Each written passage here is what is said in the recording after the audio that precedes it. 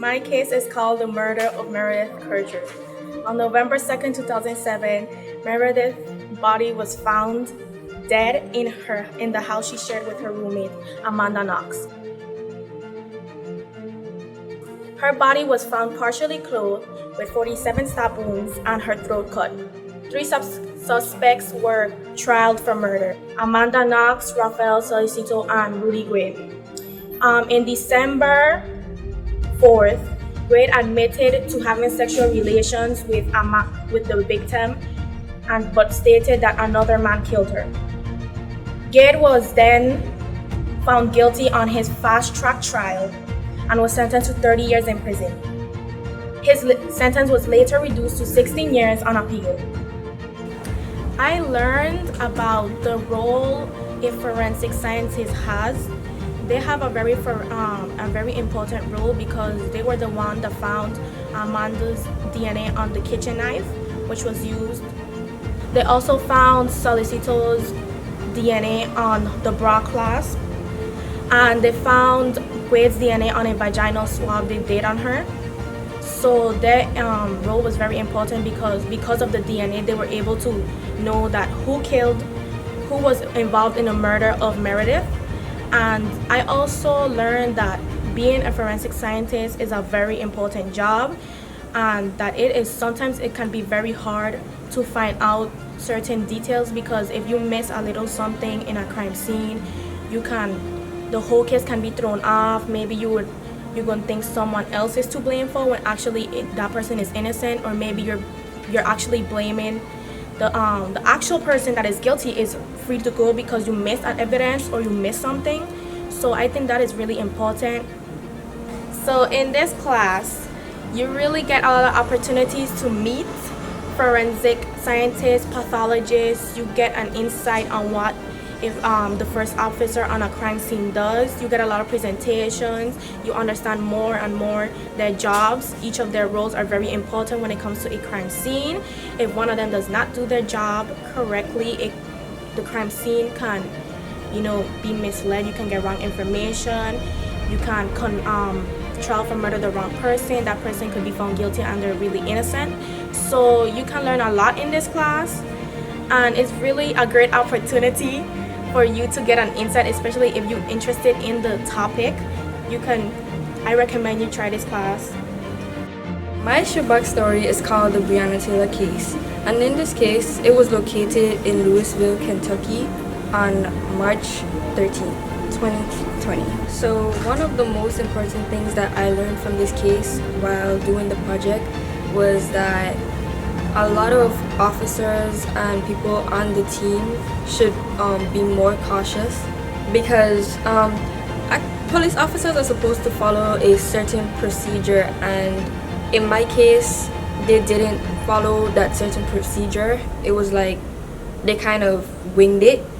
So I feel like a lot of the stuff that we learned about forensic scientists and what they do is that they have to follow a certain procedure. This class has taught me a lot of things, and it allowed me to think more and bring my creativity and make use of different skills that I didn't really know that I had before.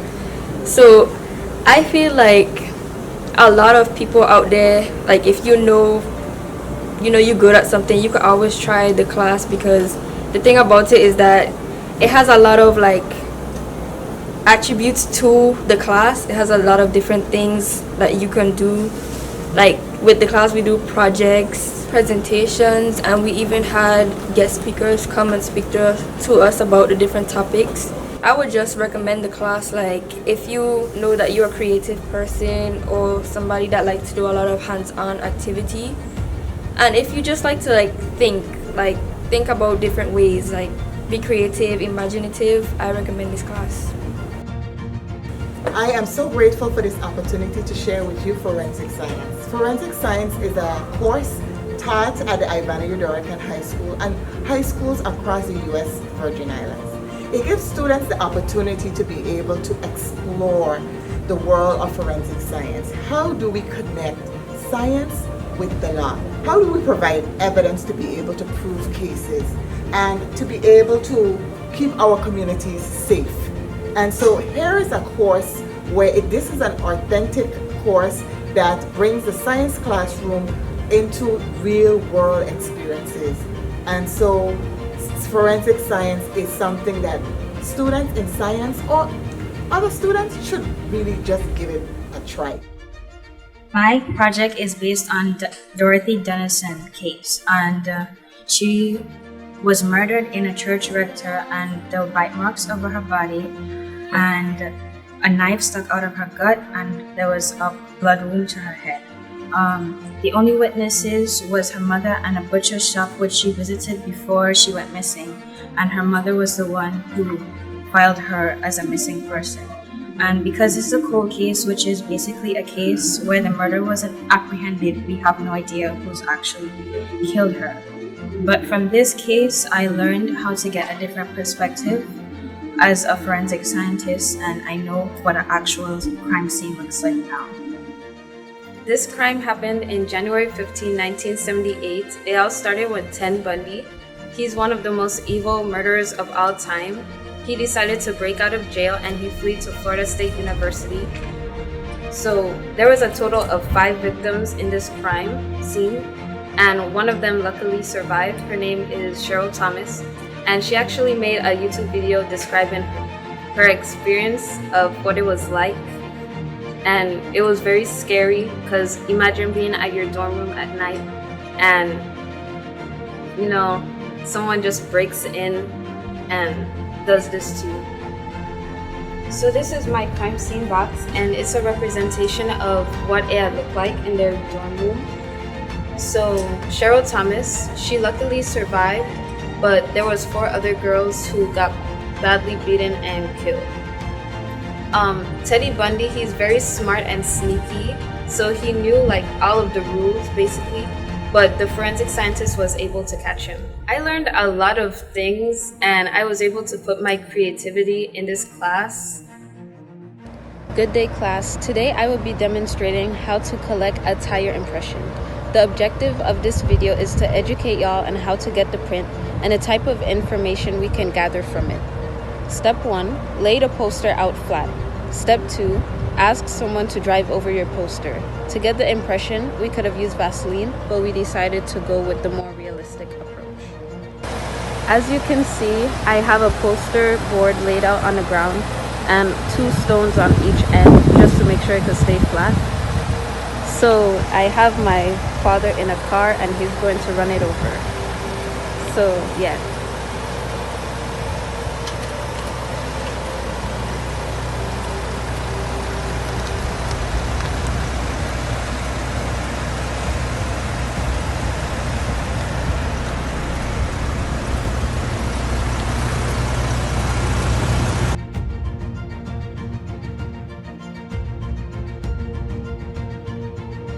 So this is a close-up on what the tire actually looks like.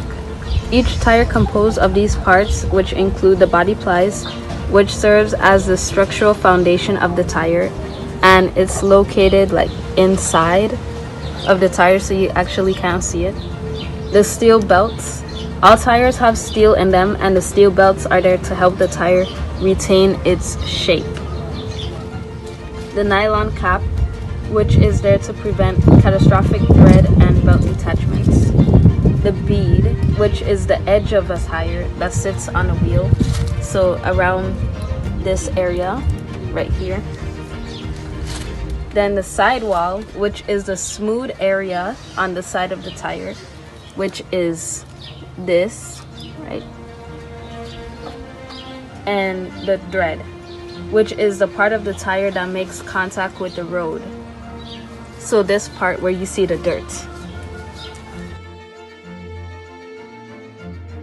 This information is useful to a forensic scientist because it can help identify the type of tire that was used to make the impression, and it can help identify a suspect in a particular crime scene.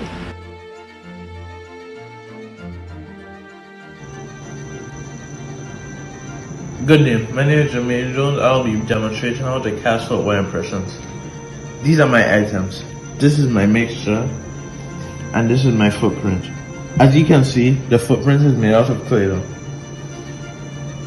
So first, You pour the mixture from one side to the other slowly. If you don't do this, it will splash. That's why I put a barrier just in case.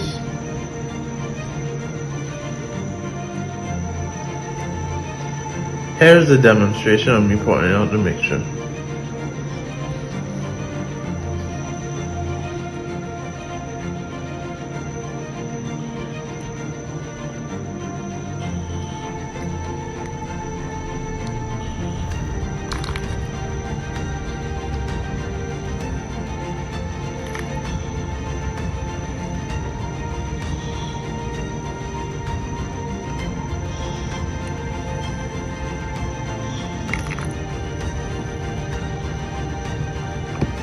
Now I'll let it sit for 24 hours and I'll show you what it looks like afterwards.